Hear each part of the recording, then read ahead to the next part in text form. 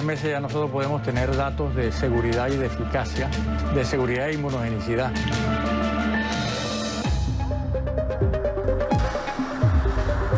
Esta visión que todos aprendimos del descubrimiento de América, como si América no existiera antes de que llegara Colón.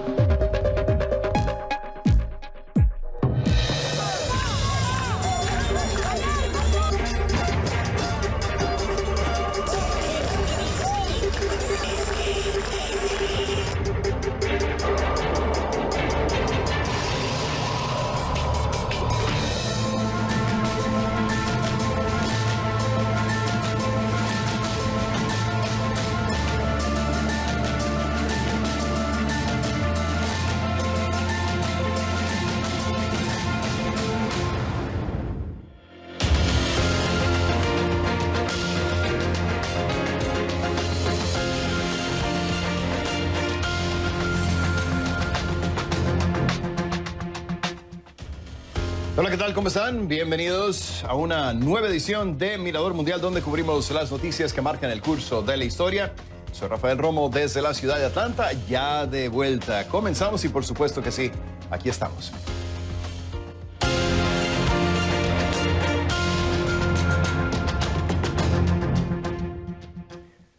Algunos vaticinaban que para el otoño el coronavirus sería historia. El presidente de Estados Unidos, Donald Trump, aseguraba que las altas temperaturas del verano serían el fin para el COVID-19. Pero la realidad es que estamos casi a mediados de octubre y el coronavirus no solo sigue propagándose por el mundo, sino que hay nuevos y preocupantes repuntes. Esto es lo que sabemos. Por ejemplo, en Europa, Italia registró el incremento más elevado en pacientes de coronavirus hospitalizados desde el 31 de marzo. Francia rompió el récord nacional de nuevos contagios para un solo día con cerca de 27,000. Y Rusia, Países Bajos, Portugal y Polonia también alcanzaron nuevas marcas de contagios. Y en Reino Unido, los médicos le han pedido a la gente que vuelva a usar máscaras a la intemperie porque las restricciones no están dando resultados. La India sobrepasó este domingo el umbral de los 7 millones de contagios de COVID-19 según el Ministerio de Salud del país, el cual también indicó que en las últimas 24 horas se registraron más de 74,000 nuevos casos de coronavirus. También hubo 918 nuevos fallecimientos para totalizar más de 108,000. Aquí en Estados Unidos, país que sigue al tope en el número total de infecciones, el conteo de la Universidad Johns Hopkins indica que ya son más de 7,752,000 contagios en total desde el inicio de la pandemia y casi 215,000 muertes hasta la tarde de este domingo. Por su parte, el presidente Donald Trump, quien estuvo hospitalizado el fin de semana pasado tras haber dado positivo a la prueba de coronavirus hace 10 días, aseguró la mañana de este domingo que ahora es inmune al COVID-19, aunque sin presentar evidencia. El sábado, Trump dio un discurso ante un grupo de simpatizantes en la Casa Blanca a menos de una semana de haber salido del hospital. El presidente tiene planes de realizar eventos de campaña en los estados de Florida el lunes, Pensilvania el martes y en Iowa el miércoles. Los Centros para la Prevención y Control de Enfermedades, una agencia del gobierno federal de Estados Unidos, indican que no hay evidencia de que una persona adquiera inmunidad luego de haberse infectado de coronavirus. Y hablando del coronavirus, el principal funcionario en infecciones en el país se quejó este domingo de que sus palabras fueron utilizadas fuera de contexto en un nuevo anuncio de la campaña de Trump.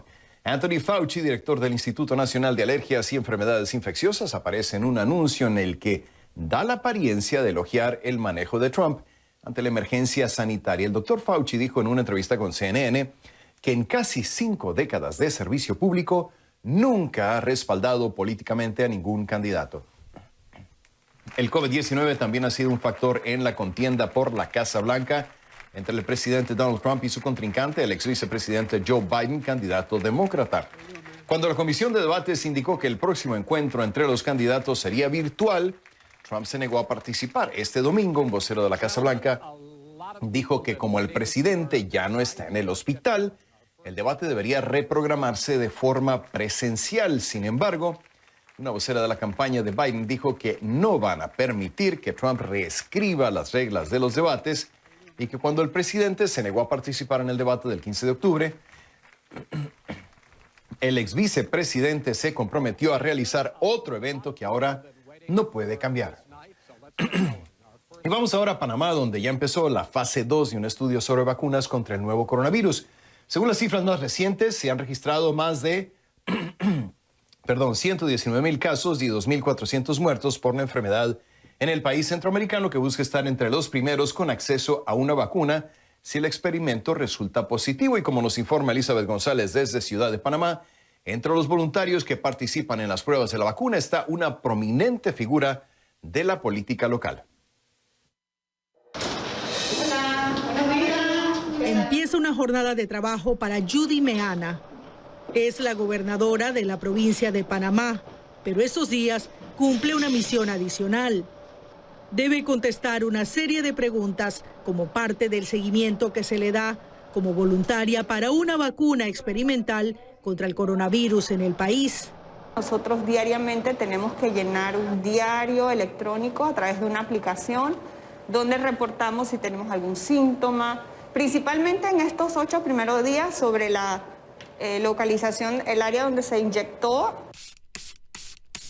El 30 de septiembre, la gobernadora recibió en el Centro de Investigación CEVAXIN la que se supone es la primera de 2 dosis de la vacuna experimental de la compañía alemana de biotecnología CureVac, que hace su prueba en fase 2 en Panamá. La gobernadora todavía no sabe si recibió la vacuna en experimento u otra. Cuenta que la motivó su hijo de 14 años. Me llenó de mucha ternura ver que mi hijo fuese capaz de decir yo puedo ser voluntario, y decidí escribir al enlace que se estaba promocionando esa noche, porque fue en la noche. Escribí y como a los días me llamaron y me hicieron una serie de preguntas. El médico investigador principal de este estudio, Xavier Sáenz Llorens, detalla que los voluntarios deben ser mayores de 18 años, estar sanos y dar un consentimiento informado, luego de que se le expliquen las posibles consecuencias del ensayo clínico. La vacuna se probará en 250 personas en Panamá y en 2 grupos, de 18 a 60 años y de 60 años y más. 9 de cada 10 participantes recibirán la dosis experimental y 1 de cada 10 recibirá una vacuna contra otra enfermedad, específicamente para la hepatitis A o neumococo, según la edad, explicó a CNN el médico investigador. En el ensayo no habrá placebos. El estudio demora 13 meses, porque es un estudio que evalúa no solamente la seguridad por este tiempo, sino también si la inmunidad persiste por 1 año por lo menos, ¿no? Sin embargo, una vez que se tengan las evaluaciones de la primera dosis y la segunda dosis, que se aplica a los 28 días, en 2 o 3 meses ya nosotros podemos tener datos de seguridad y de eficacia y de seguridad e inmunogenicidad. Si la vacuna supera estas evaluaciones, cuyos primeros resultados deben estar a finales de noviembre, la compañía CureVac, que también hace este ensayo en Perú, puede pasar a la fase 3, es decir, aplicarlo en muchos más voluntarios, según el investigador. Independientemente de esta prueba, el gobierno panameño reservó $20 millones para comprar vacunas contra el COVID-19 y ha tenido acercamientos con 14 casas farmacéuticas, según explicó la viceministra de Salud, Ivette Berrío. Nuestro país, desde el primer momento, ha estado en conversaciones bilaterales con los desarrolladores de la vacuna, de las vacunas.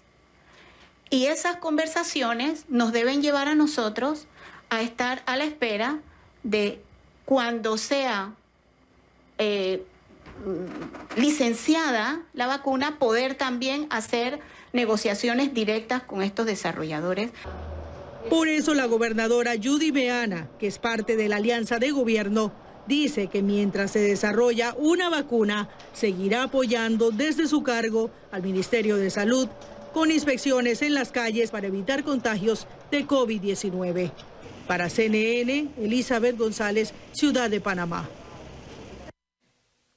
Bien, gracias, Elizabeth González. La Iglesia Católica en Venezuela encontró una manera creativa de ofrecer misa en medio de la pandemia, tal como lo ha hecho en países como Paraguay, Colombia y México. ¿Cómo lo hicieron? Los templos abrieron el acceso a sus estacionamientos para que los feligreses sigan el ritual desde sus vehículos. Osmar Hernández asistió a una de las llamadas automisas en Caracas, y nos cuenta cómo se desarrolla la liturgia. Dios te salve María. Son pocos los cupos, así que los feligreses se apresuran a llegar a esta iglesia ubicada en El Paraíso, en el oeste de Caracas.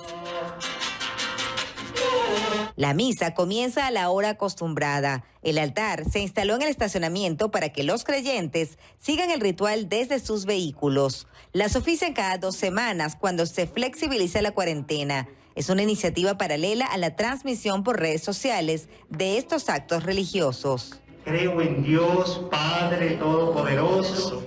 El párroco Jonathan González asegura que las llamadas automisas que actualmente se realizan en 3 iglesias de Caracas surgen como una respuesta a los fieles en medio de la pandemia.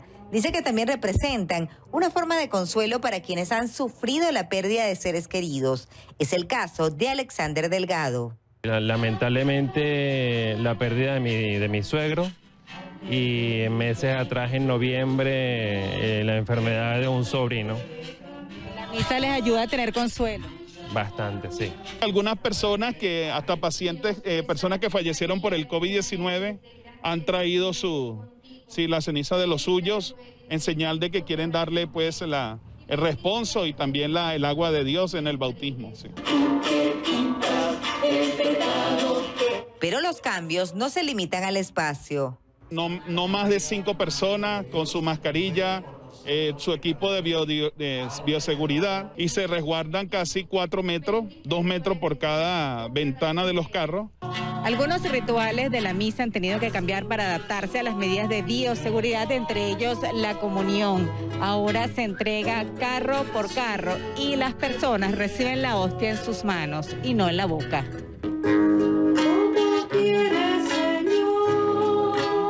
Para evitar cualquier contacto con el triángulo que llamamos de riesgo, ¿no? Que es la nariz, la boca y todo esto. Las personas encienden la luz de emergencia y entonces se traslada el ministro hacia la ventana para dar la comunión a las personas.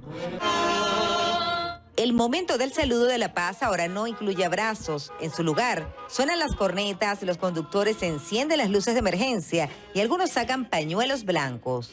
La vida espiritual nunca cesa y que tenemos que acompañar a nuestro pueblo porque el aislamiento y el confinamiento es muy fuerte. Las personas están muy aisladas. José Rigoberto Márquez. Un refugio en la fe para quienes padecen las medidas de confinamiento. La misa siempre ha sido lo que más nos une, lo que más nos permite estar con Dios.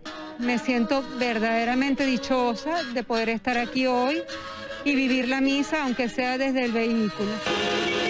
Aunque no está permitido llegar caminando, algunos permanecían en la calle detrás de la reja del estacionamiento, siguiendo el ritual. El aforo es reducido por las restricciones de seguridad, pero se espera replicarlo en distintos templos del país en tiempos complejos y de incertidumbre. Para CNN, Osmaria Hernández, Caracas. Y la pandemia de COVID-19 y las medidas que se toman en todo el mundo para reforzar el combate, como realizar automisas y ofrecerse como voluntarios para probar vacunas, es el primer tema del programa. ¿Darán resultados estos esfuerzos? Envíenme sus comentarios y opiniones a mi cuenta en Twitter, @RafaelRomosCNN, con la etiqueta numeral Mirador Pandemia.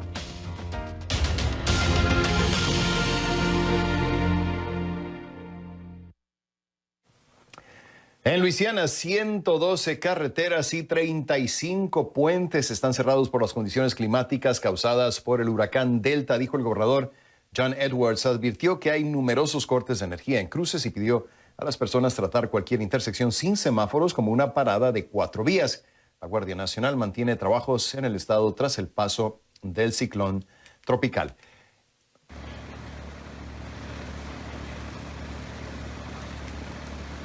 En Georgia, bomberos del condado de Gwinnett y técnicos de aguas rápidas rescataron a 2 personas de un vehículo. El auto quedó sumergido por las inundaciones registradas en la región, donde aún se sienten los efectos de los remanentes del ciclón tropical Delta, que como huracán impactó costas de Luisiana el viernes. También dejó miles de hogares con cortes eléctricos.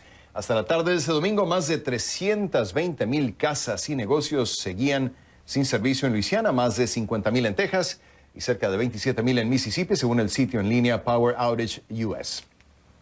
Marcamos la primera pausa en Mirador Mundial y al volver retiran en la Ciudad de México una de las estatuas en honor a Cristóbal Colón justo antes del 12 de octubre. ¿Cuáles son los motivos de esta polémica decisión?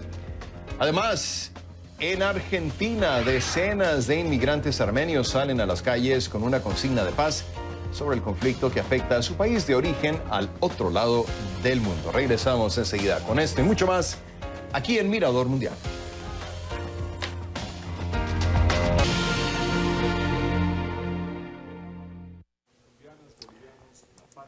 Jorge Tuto Quiroga declinó su candidatura a la presidencia de Bolivia, que encabezaba por la Alianza Libre 21. En un comunicado, el exmandatario argumentó que no tiene posibilidad de ganar la elección. Agregó que solo le interesa tener un mejor país para todos. Según Quiroga, su decisión es para vencer al movimiento al socialismo, el MAS, que lidera el expresidente Evo Morales en la primera vuelta, evitar una segunda fecha electoral y así arrancar un nuevo gobierno en noviembre y comenzar la reactivación de la economía. Cada 12 de octubre se conmemora en varios países de América Latina la llegada de Cristóbal Colón a este continente. En México, a unos días de la fecha, las autoridades de la capital del país retiraron la estatua de Cristóbal Colón en un monumento construido sobre la avenida Paseo de la Reforma.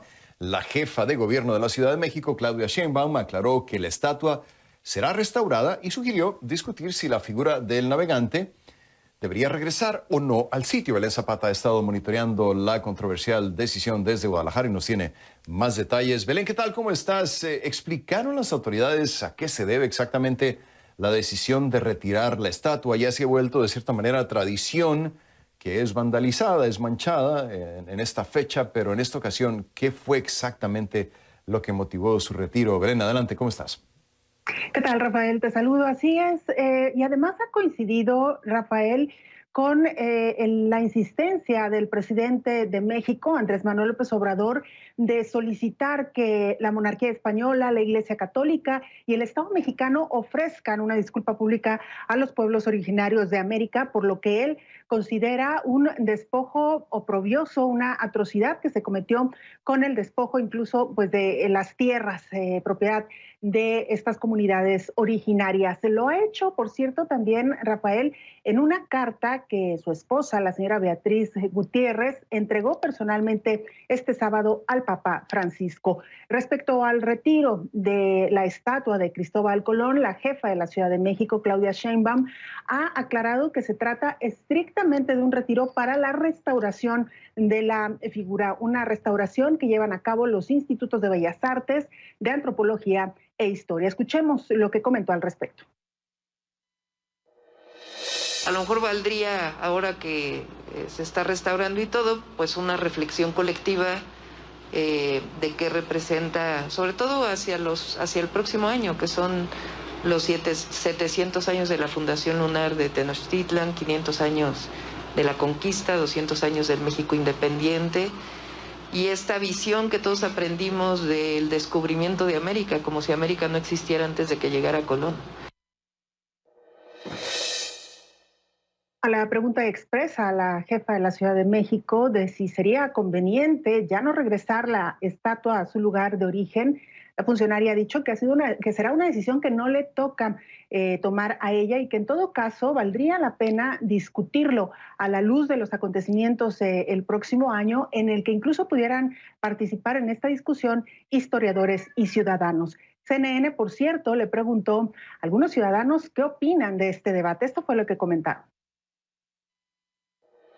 Muchas generaciones crecimos viendo en esta glorieta el monumento a Cristóbal Colón. Nunca nos pusimos a reflexionar sobre el efecto que tuvo la colonia en nuestra cultura. Finalmente, que se tire o que se quite, que se tenga esa concepción de quitar, eso implicaría un siguiente paso, una siguiente etapa para nosotros como nación. Yo creo que retirar la escultura de Cristóbal Colón es una buena acción por parte del gobierno de la Ciudad de México para tratar de reconstruir nuestra memoria y nuestros significados. Si se preocupa uno por la escultura, pues la escultura podría llegar a un museo y ser bien resguardada allí.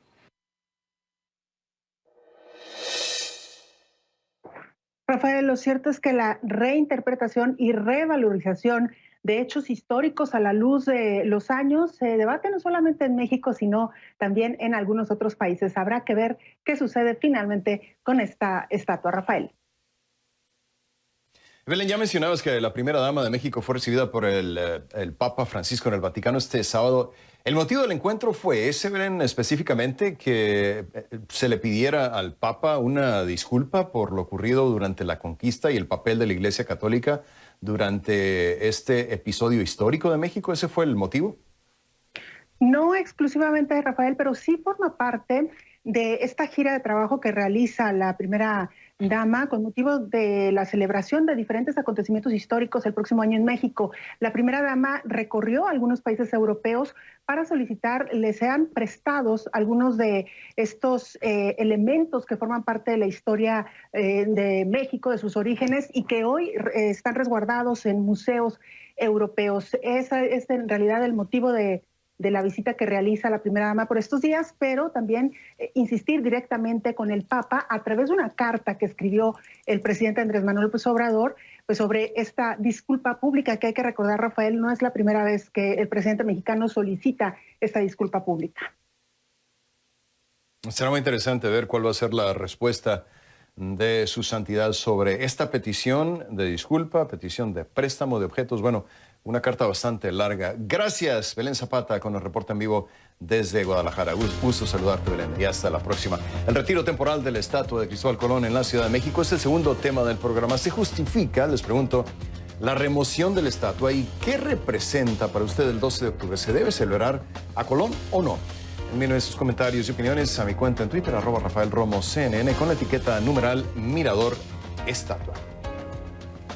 Oiga, el presidente de México, Andrés Manuel López Obrador, estuvo este domingo en el estado de Yucatán para supervisar el tramo 4 de la construcción del llamado Tren Maya, una de las promesas que hizo desde su campaña a la presidencia. En el evento realizado en la ciudad de Tinum, el presidente también anunció que el nuevo aeropuerto Felipe Ángeles, que servirá a la Ciudad de México, estará listo para marzo de 2022, dijo el presidente. Escuchemos las palabras de López Obrador. Se construyen 3 nuevas pistas en el aeropuerto Felipe Ángeles. ¿Cuánto nos va a costar? 75,000 millones. ¿Cuánto nos ahorramos? 225,000 millones de pesos. ¿Cuándo tenemos el aeropuerto Felipe Ángeles? El 21 de marzo de 2022. Bueno, se toma esta decisión y desde luego se levanta mucha crítica, muchos cuestionamientos.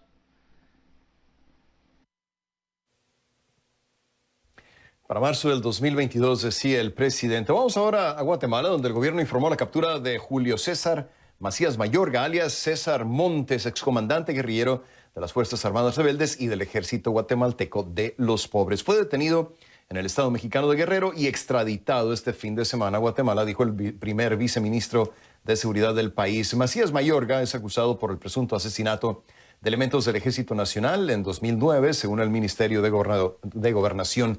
CNN desconoce si el acusado cuenta con defensa y cómo se declara ante los señalamientos de las autoridades. Con consignas de paz, armenios en Argentina pidieron el fin del conflicto entre su país y Azerbaiyán con una manifestación que realizaron este sábado en Buenos Aires. Decenas de armenios salieron a las calles para pedir el cese al fuego por la disputada región de Nagorno-Karabaj, como se observa en estas imágenes de la agencia AFP con banderas color rojo, azul y naranja. Los manifestantes pedían un alto a lo que llamaron terrorismo a 2 semanas de que escalaron las tensiones entre Armenia y Azerbaiyán. Mientras tanto, ambas naciones reavivaron las tensiones este domingo, acusándose mutuamente de atacar áreas civiles. Esto un día después de negociar un alto al fuego en el enclave de Nagorno-Karabaj, una tregua que se ve cada vez más frágil. José Levi desde Jerusalén nos tiene más detalles de esta guerra de palabras entre ambas naciones. José, ¿qué tal? ¿Cómo estás? Adelante. Hola, Rafael. Se trata de un tema que despierta enorme interés en la comunidad internacional porque se teme que la situación se deteriore. Hemos visto inclusive el Papa Francisco ha urgido este domingo a las partes a respetar los términos del cese de la violencia.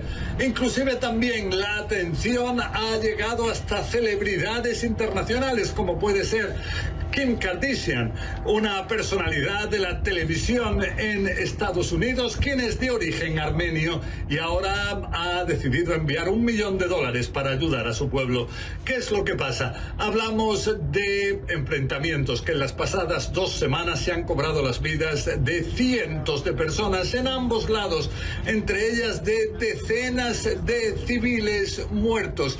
Todo esto ha llevado a que la mediación de Rusia haya intentado terminar con esta violencia. Convocó en Moscú Sergei Lavrov, el canciller de este país, a los cancilleres de ambos lados. Se determinó un cese del fuego que comenzó el sábado. Pero ahora, ¿qué es lo que pasa? En ambos lados se asegura que el otro es el que está violando los términos de este acuerdo. Se asegura, por ejemplo, en Azerbaiyán, que desde el lado armenio ha bombardeado la segunda ciudad más importante del país, Gania, llevando a la muerte de al menos 9 civiles, entre ellos 4 mujeres. También en el lado armenio se asegura que ha habido bombardeos terribles contra sus ciudades. Todo esto crea un ambiente de reproches mutuos, una retórica en la cual se habla de hipocresía, se habla de ataques terroristas, se habla de falta de respeto a la comunidad internacional, también falta de respeto al mediador, que en este caso es Rusia. Entonces se está a la espera de qué es lo que va a ocurrir en los próximos días, y también uno de los aspectos es que caso de que este cese de la violencia al final, a pesar de todo, pudiera imponerse, esto podría llevar a un intercambio de prisioneros, también de restos de las víctimas mortales de los combates y, sobre todo, a que se inicien conversaciones para intentar llegar a un cese de la violencia que permita terminar con este conflicto. Rafael.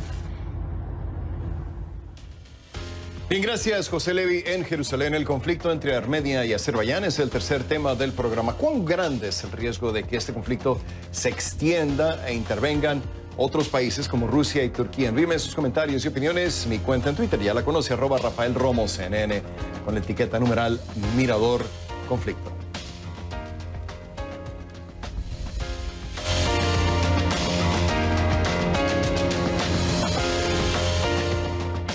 Los invitamos a que consulten la sección de opinión de CNN Digital, en la que podrá encontrar análisis de intelectuales, pensadores, a través de columnas sobre lo último y más relevante en el mundo. Todo esto y mucho más lo podrá encontrar en www.cnn.com/opinión. Regresamos.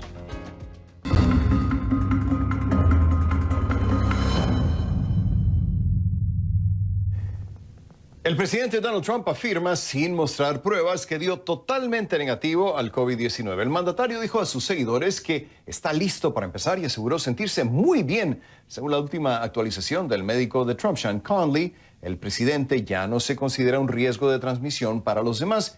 Pero no dijo si Trump había dado negativo al virus. Para profundizar en el tema nos acompaña el doctor Elmer Huerta, oncólogo, experto en salud pública y colaborador de CNN. Doctor, como siempre, un gran gusto saludarlo. Bienvenido a Mirador Mundial y feliz domingo para usted. Para empezar, quiero preguntarle, digamos, en un caso hipotético, que el paciente no es Donald Trump, que el paciente es Rafael Romo, que tiene 10 días de que se le detectó el COVID-19. ¿Usted qué le diría a Rafael Romo? ¿Puede salir a hacer vida pública en estos momentos? ¿O lo más recomendable médica y científicamente hablando sería que se quedara en casa? Doctor, ¿cómo está? Bienvenido, lo escucho. Buenas tardes, Rafael. Buenas tardes con todos. Pues mira, si el paciente fuera Rafael Romo o Elmer Huerta, habría que ver qué tipo de COVID-19 tuvo Rafael. Si fue un COVID leve que lo pasó en su casa, como ocurre más del 90% de los casos, pues es contagioso hasta el día 10 desde que empezó con el síntoma.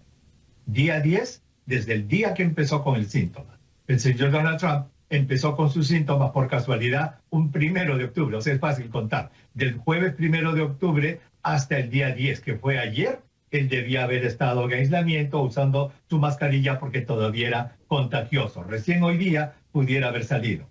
Eso es, Rafael, si la enfermedad fue leve, sí, como ocurre con más del 90% de los casos. Pero si Rafael Romo o Elmer Huerta estuvieron en el hospital, mostraron signos de inflamación pulmonar, recibieron los medicamentos que ha recibido el señor Trump, ya no es enfermedad leve. Eso se llama enfermedad moderada o severa. Y en ese caso, los CDC aquí en Estados Unidos tienen muy claro que el paciente debe estar en aislamiento hasta el día 20. De tal modo que él debería estar, el presidente, hasta el día 20 de octubre en aislamiento. Y aquí hay una cuestión muy significativa, doctor, porque ni siquiera sabemos cuándo fue la última prueba negativa de COVID-19, ni siquiera sabemos en estos días cuándo se demostró o se comprobó otras pruebas de que ya no tenía la enfermedad o de que ya no es contagioso. Y hay que tomar en cuenta, doctor, que este lunes va a la Florida, el martes va a Pensilvania, el miércoles va a Iowa. Es una situación que podría convertirse en un peligro para muchos. Cabe la posibilidad de que en realidad se haya curado y no esté contagioso. Pero ahí está el detalle, ¿no, doctor? Todavía hay una posibilidad de que pueda representar un peligro de contagio para la gente que lo va a rodear, no solamente de la Casa Blanca, sino de los que van a asistir a sus eventos. Sin ninguna duda, Rafael. Eso es muy importante. Pero mira que has tocado dos puntos diferentes. Uno es la fecha de la última prueba. La fecha de la última prueba indica la última vez que el señor Trump salió negativo para el corona y luego se contagió. Eso es importante, ¿sabes para qué? Para lo que se llama la identificación de los contactos y para advertirle a todas las personas con las que el señor Trump estuvo en contacto antes de presentar el primer síntoma. Porque eso sí es inocultable y lo ha dicho su médico. El primer día del síntoma fue el jueves 1 de octubre. Eso es diferente del día que se infectó, que probablemente ocurrió una semana antes o menos. Lo otro es que si es que hasta el día 20 él debería estar aislado, está de repente eliminando virus y va a contagiar a las personas con las que se contacte en los próximos días en esta gira a Iowa, a la Florida o a donde vaya a ir. El CDC es muy claro también en esto, Rafael. Dice que para darle de alta a una persona no es necesario hacerle ya más pruebas. Pero tratándose del presidente, yo creo que sería en aras de la transparencia que se le haga una prueba y que se exhiba esa prueba como negativa. Hay una cuestión también, doctor, muy interesante. Esta semana, el jueves 15 de octubre, se iba a realizar el segundo debate presidencial entre Joe Biden y el presidente Trump, el ex vicepresidente Joe Biden y Donald Trump. Con base a lo que hemos estado hablando, doctor, ya no digamos políticamente, dejemos la política fuera por algún momento. ¿Está justificado el hecho de que el presidente quiera ahora cambiar de opinión y sí realizar el debate y representaría, retomando la pregunta que le decía al principio, un peligro de infección para Joe Biden si hacen el debate en persona? Por lo que hemos dicho, Rafael, él, por haber estado hospitalizado, por haber tenido inflamación pulmonar, por haber recibido el medicamento dexametasona, él ha tenido enfermedad moderada a severa. Por lo tanto, él está contagioso de acuerdo al CDC hasta el 20. Por lo tanto, el jueves 15 él estaría contagioso, a no ser que se haga 3 pruebas seguidas diarias que indiquen que está negativo para presentarse a ese debate. Doctor, en los segundos que nos quedan, antes de despedirlo, me gustaría preguntarle sobre las nuevas estadísticas, los nuevos números que indican que hay repunte en varios países de Europa, números que no se veían desde marzo, desde abril. ¿Qué está pasando, doctor? ¿Vamos entrando a una segunda fase de la pandemia global de coronavirus? ¿Son errores estadísticos? Bueno, no sé, ¿qué es lo que está pasando? Buena pregunta, Rafael. Absolutamente sí. Recuerda que estamos recién en el 10º mes de la pandemia. Recién estamos conociendo el comportamiento del virus y la pandemia. Entonces ya la primera ola pasó por Europa y esta es la segunda ola, absolutamente cierto.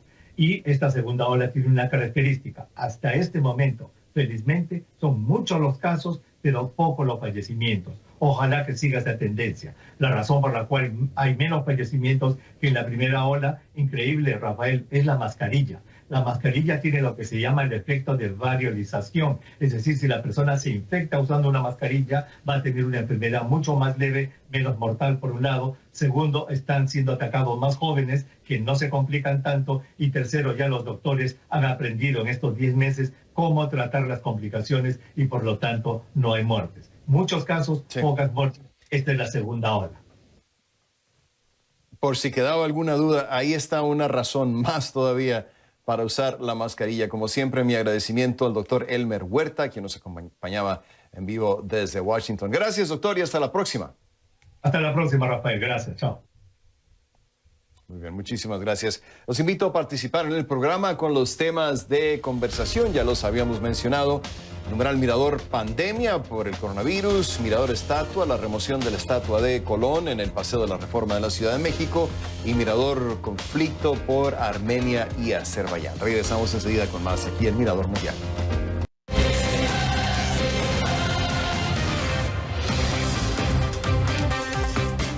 Rafa Nadal se subió este domingo a la cima de la historia del tenis masculino. Vamos a Miami con Elizabeth Pérez, quien tiene toda la información del fascinante mundo del deporte. Adelante, Elizabeth.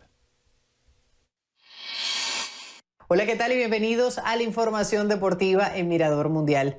La expectativa era máxima en la gran final de Roland Garros, pues se enfrentaban dos de los mejores exponentes de la raqueta de todos los tiempos, Rafael Nadal y Novak Djokovic.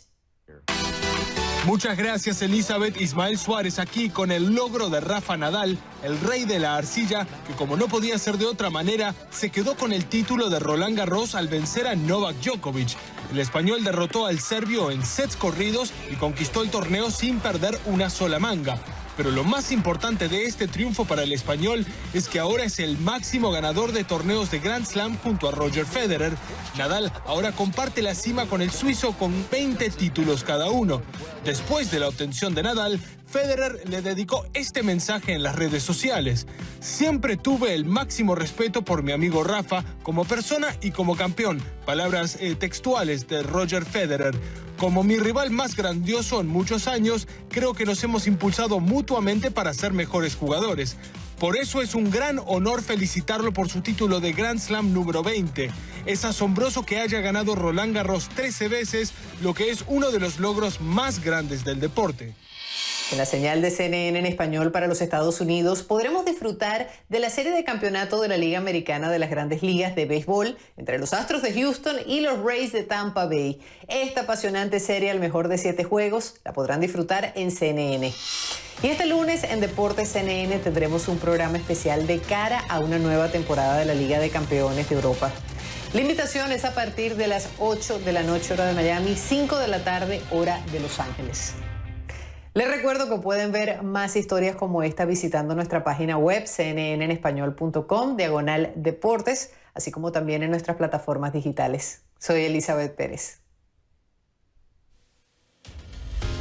Temas de conversación en redes sociales, numeral Mirador Pandemia, Mirador Estatua por Colón y Mirador Conflicto. Volvemos. Nuestra página www.cnn.com cuenta con la información más destacada de América Latina, Estados Unidos y el mundo. Además, la nueva experiencia de nuestro sitio está diseñada para que usted se informe rápida y fácilmente desde cualquier dispositivo móvil y también puede conocer más sobre este programa Mirador Mundial. Volvemos.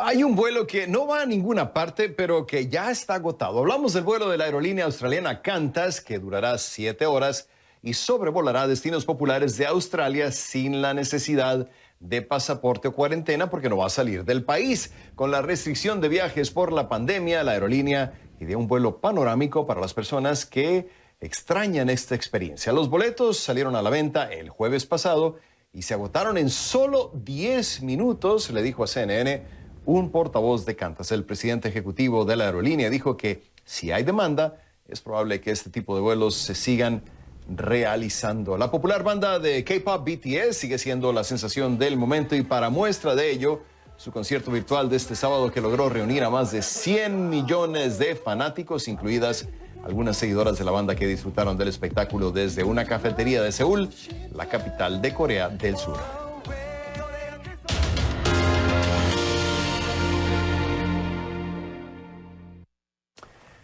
Gracias por sus mensajes que me llegan a mi cuenta en Twitter, @RafaelRomoCNN. Por ejemplo, me dice Arley, considero que sí, esto sobre el tema de Cristóbal Colón. Dice, puesto que el descubrimiento del nuevo mundo o continente sí se le debe a su osadía y aventura, lo que siguió ya es otra etapa. Susana me dice en el mismo tema, en la figura de Cristóbal Colón, el navegante, no se resumen las injusticias de los europeos con los nativos americanos. Hay otros españoles que sí llegaron a América con la meta de robar y saquear las riquezas del continente. Esos son los que hay que denunciar, me dicen. Ya para despedirme, les recuerdo que los fines de semana también hay noticias. Acompáñenos en las 3 ediciones de Mirador Mundial todos los sábados y domingos con la información más relevante y entrevistas sobre temas de actualidad solo aquí en CNN. Hasta la próxima.